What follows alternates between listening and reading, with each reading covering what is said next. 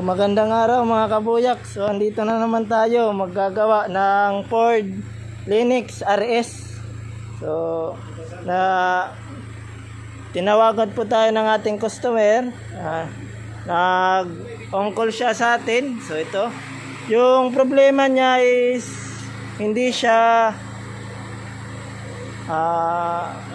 no start, parang ayaw mandar siya muna. So nag-check kami sa mga sensor niya, sa electrical, sa camshaft sensor, at sa fuel pump.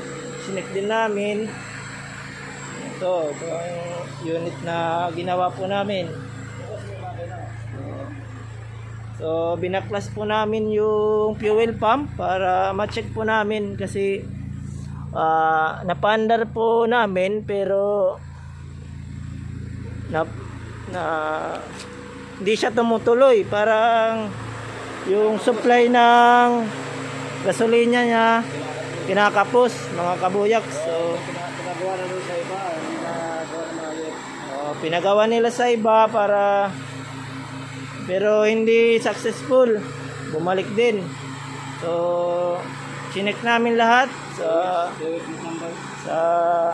electrical, fuse, sa camshaft, sa mga sensor niya, tsaka sa fuel tank, sa fuel pump niya. Check namin. Ayun, naging okay na, successful na din mga kabuyaks. Obserbahan namin ngayon mga kabuyaks. Hindi naman siya pumapalya. Kani-kanina pa. 30 minutes na, hindi na siya namamatay. So, yung una, madali lang, namamatay talaga siya. Mga 1 minute lang. Ayan, namamatay na. Aanda, namamatay. So, ngayon, successful na po mga kabuyak. So, ang naging primary issue niya is yung sa fuse din. Palit kami ng isang fuse, tsaka sa fuel pump, yung pinaka-rubber niya. Chinek namin. May alog, tsaka yung rubber niya wala, so nilagyan namin. Ito, parang okay na siya. Mga kabuyak,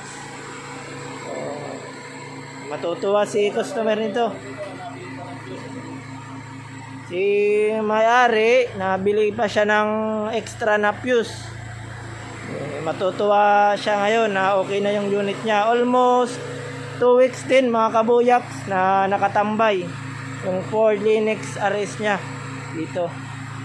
So, si sir nag-contact sa amin sa online. So, pinuntahan din namin agad para maging okay yung unit niya, maayos namin. Ito na mga kabuyak.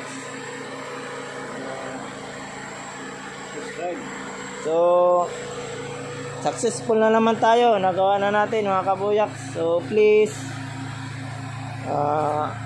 share, subscribe and like our video, and sa may magpapagawa dyan ng unit within Tacloban City, Leyte. So on call lang po kami. So andyan po sa baba yung mga paano nyo kami makokontak, andyan po sa baba mga kabuyak. Meron po tayong Facebook page na Buyaks Mekaniko. Search nyo lang Buyaks Mekaniko.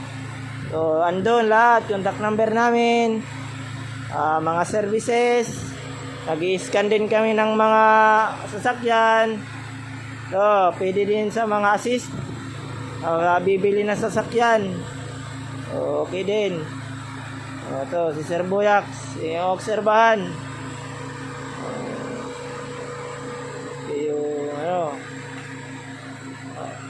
So hanggang dito na lang po mga kabuyaks yung ating video.